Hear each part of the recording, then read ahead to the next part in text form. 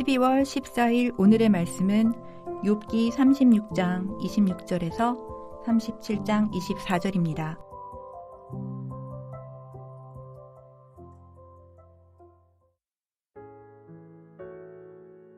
하나님은 높으시니 우리가 그를 알 수 없고 그의 햇수를 헤아릴 수 없느니라.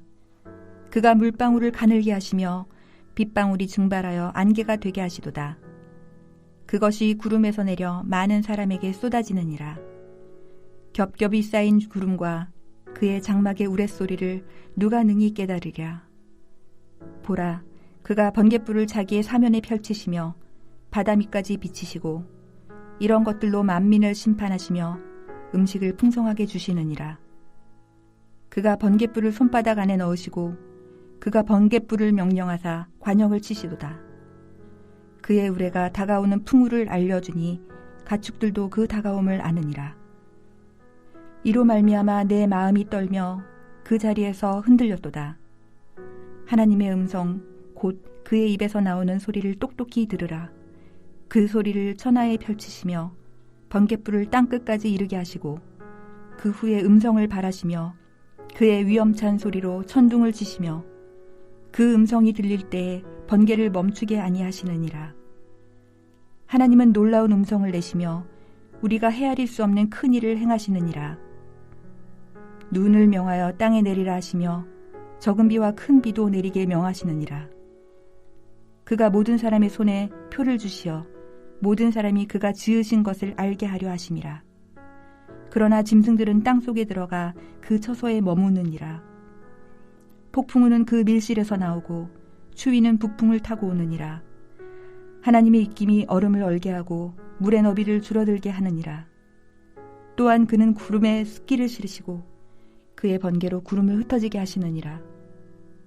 그는 감싸고 도시며 그들의 할 일을 조종하시느니라.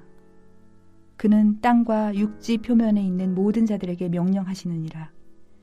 혹은 징계를 위하여, 혹은 땅을 위하여, 혹은 긍휼을 위하여 그가 이런 일을 생기게 하시느니라. 욥이여, 이것을 듣고 가만히 서서 하나님의 오묘한 일을 깨달으라. 하나님이 이런 것들에게 명령하셔서 그 구름의 번개로 번쩍거리게 하시는 것을 그대가 아느냐. 그대는 겹겹이 쌓인 구름과 완전한 지식의 경이로움을 아느냐.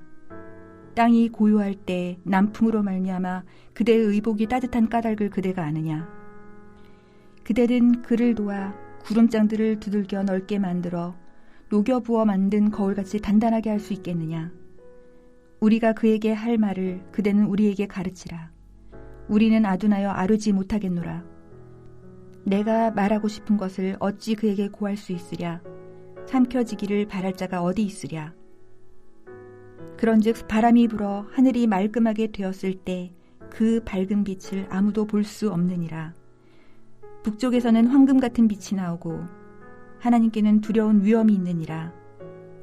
전능자를 우리가 찾을 수 없나니 그는 권능이 지극히 크사 정의나 무한한 공의를 굽히지 아니하심이니라. 그러므로 사람들은 그를 경외하고 그는 스스로 지혜롭다 하는 모든 자를 무시하시느니라. 목요일 아침 주님 앞에 나오신 여러분을 환영하고 축복합니다.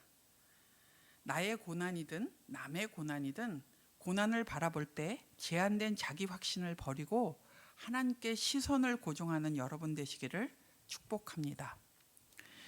오늘 본문은 엘리후가 창조 세계에 드러난 위대하신 하나님을 설명하면서 인간이 알 수 없고 헤아릴 수 없는 분이니 그 초월적인 하나님께 질문하며 소통하기를 원하는 욥이 어리석고 그 하나님의 원리대로라면 욥이 회개해야 한다는 것을 강요하고 있는 내용입니다. 여러분, 2%가 부족하다는 표현을 들어보신 적 있으시죠? 아마도 여러분 중에는 2%가 부족하다는 표현을 직접 말로 해보신 분도 있을 거라고 생각이 됩니다. 2% 부족하다는 말은 물질이나 상황이나 그리고 사람에 대해 조금 부족하거나 아쉬울 때 사용하는 표현입니다. 오늘 본문에 나오는 엘리후의 말을 한 문장으로 평가하라고 한다면 2% 부족하다고 말하고 싶습니다. 제가 엘리후의 말을 2% 부족하다고 표현하는 이유는 무엇일까요? 엘리후가 하나님에 대해 거의 맞는 말을 했습니다. 하지만 그 말이 자신만이 하나님을 알고 있다는 독선적인 신념이나 확신으로 변한다면, 그리고 그 확신은 다른 사람의 의견이나 상황을 무시하게 만들고 하나님에 대한 제한된 지식으로 하나님을 제한하고 있다면 그것은 부족한 말이 되겠지요. 그가 하나님에 대한 자신의 신념을 가신하며 자기가 알고 있는 그 확신을 가지고 욥을 추궁하고 있습니다. 욥에게 회개하라고 강요하고 있습니다. 그래서 그의 말이 2% 부족하다고 평가하고 싶습니다. 엘리후는 하나님을 이렇게 설명하고 있습니다. 26절입니다. 하나님은 높으시니 우리가 그를 알 수 없고 그의 횟수를 헤아릴 수 없느니라. 이 말씀은 하나님의 크심과 인간의 작음을 대비하고 있습니다. 인간의 지식과 능력으로는 하나님을 알 수 없다고 하는 말입니다. 비, 번개, 우레, 풍우 등으로 창조 세계를 다스리는 분이 하나님이심을 말하고 있습니다. 엘리후는 창조 세계 속에서 하나님께서 하시는 그 놀라운 일을 인간이 다 알 수 없고 헤아릴 수 없음을 말하고 있습니다. 그렇게 엘리후가 말하는 이유는 감히 그런 하나님께 욥이 대들 수 없다고 말하기 위해서입니다. 엘리후는 욥에게 자신이 하나님이나 된 듯 욥을 추궁하고 있습니다. 엘리후는 하나님의 주권에 대해 말하고 있습니다. 하나님께서 명령하심으로 6절에 눈과 비가 내립니다. 12절에는 만물을 조종하고 모든 자에게 명령하시는 분이라고 말합니다. 그리고 13절에 하나님 당신의 뜻을 따라서 징계나 땅 혹은 긍휼을 위해 이런 일들이 생기게 하였다고 말하고 있습니다. 엘리후의 이 말은 사실입니다. 하나님께서 자연현상을 통해서 인간을 다스리십니다. 하지만 그것을 욥에게 적용하여 자연현상처럼 욥이 죄를 지음으로 말미암아 욥의 인생이 비바람과 고난이 닥쳤다고 이렇게 처참하게 되었다고 하는 것은 바르지 않습니다. 엘리후는 14절에 욥에게 가만히 서서 하나님의 오묘한 일을 깨달으라고 합니다. 그러면서 15절, 16절, 17절에 하나님의 오묘한 일을 그대가 아느냐라고 욥에게 묻습니다. 하나님의 오묘한 일들을 이렇게 나열하면서 그대가 아느냐라고 욥에게 묻고 있는 것입니다. 무슨 의미입니까? 욥에게 이렇게 말하는 것입니다. 너는 모르니 입 다물라, 그런 뜻입니다.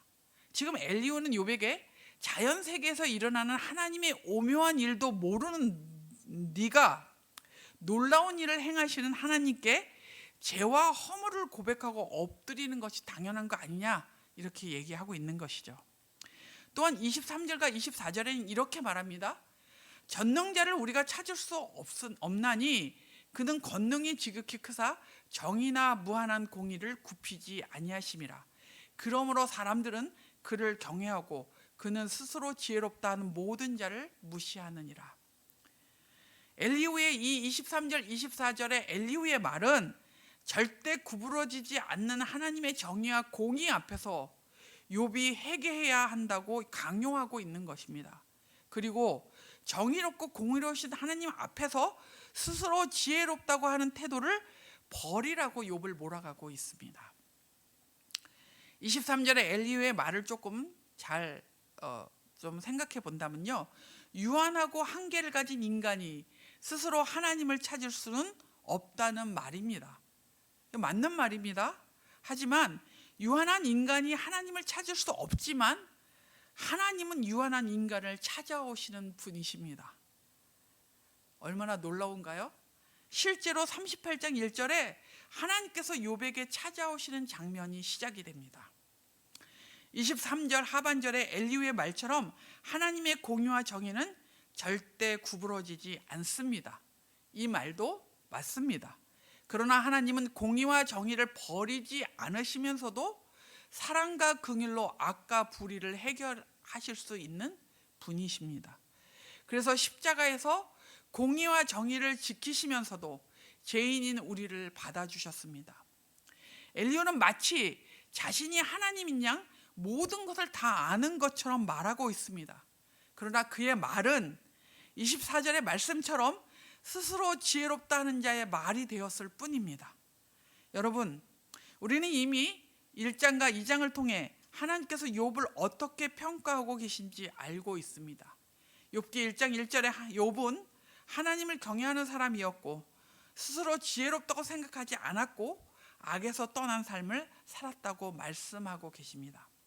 만약 엘리후가 1장과 2장에 나오는 하나님과 사탄의 천상회의를 알았다면 지금처럼 말했을까요? 여러분, 엘리후는 하나님의 주권, 통치와 위대하심에 대해 맞는 말을 했습니다. 하지만 2% 부족했습니다. 그는 진리를 이용하여 욥을 정죄하고 무자비하게 대하고 있습니다. 욥의 고통을 해결해 주거나 위로해 주는 말은 아니었습니다. 창조 세계에 드러난 하나님의 역사와 섭리로 다른 사람을 정죄해서는 안 됩니다. 자기의 제한된 지식을 과신하며 자기의 제한된 지식과 경험을 과신하며 남의 고난과 상황을 자기만의 신념으로 재단해서도 안 됩니다.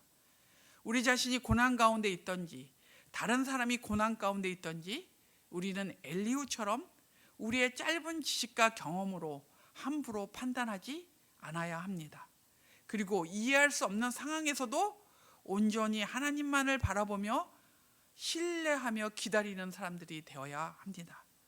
고난 중에도 함부로 정죄하지 말고 겸손한 태도로 하나님을 바라보는 여러분 되시기를 축복합니다. 오늘의 암구호는 함부로 정죄하지 말고 하나님만 바라보라입니다. 함부로 정죄하지 말고 하나님만 바라보라. 오늘 기도하실 때 고난 중에 있는 우리 이웃들이 함부로 속단하지 말고 겸손히 하나님만 바라보고 하나님께 시선을 고정하게 해달라고 기도해 주십시오. 기도하겠습니다. 살아계신 하나님 아버지, 엘리후가 말했던 것처럼 하나님은 온 세상을 통치하고 계시고 하나님의 뜻대로 이끌어가고 계심을 믿습니다.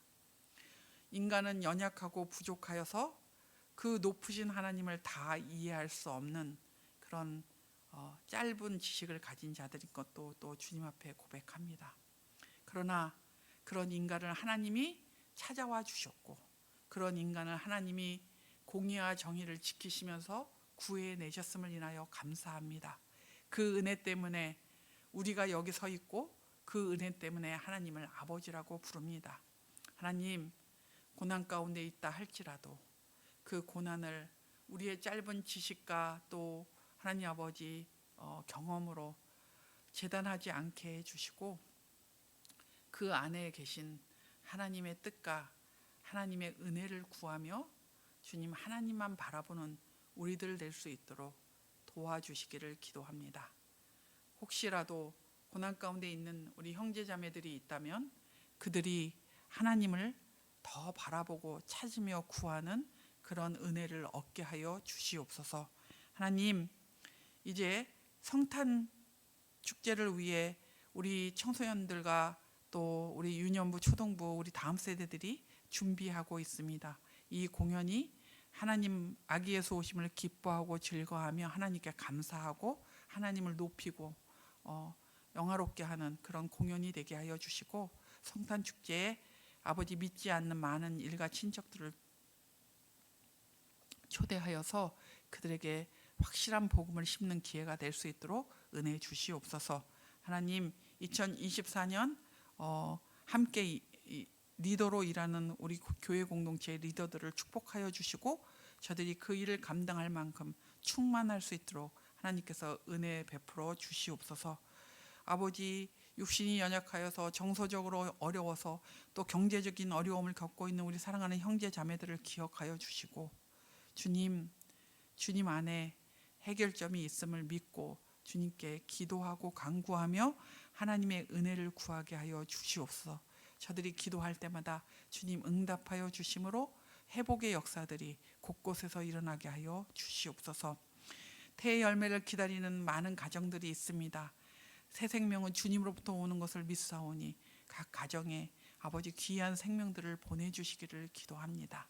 하나님, 곳곳에서, 세계 곳곳에서 전쟁으로 또 기아로 또 하나님 아버지 이상 기후로 많은 어려움들을 겪고 있는 일들이 일어나고 있습니다. 하나님 도와주시옵소서. 이 기회가 더 주님을 가까이 하는 기회가 되게 해주시고 복음의 역사가 능력이 드러나는 기회가 되게 해주시고 고통받는 자들을 주께서 불쌍히 여겨주시기를 기도합니다. 오늘 하루도 우리가 심긴 곳에서 하나님 주님의 은혜를 가지고 살아가게 하여 주시고 주님이 도와주시는 그 은혜 가운데 거하는 하루가 되게 하여 주옵소서. 감사하며 예수님의 이름으로 기도합니다. 아멘.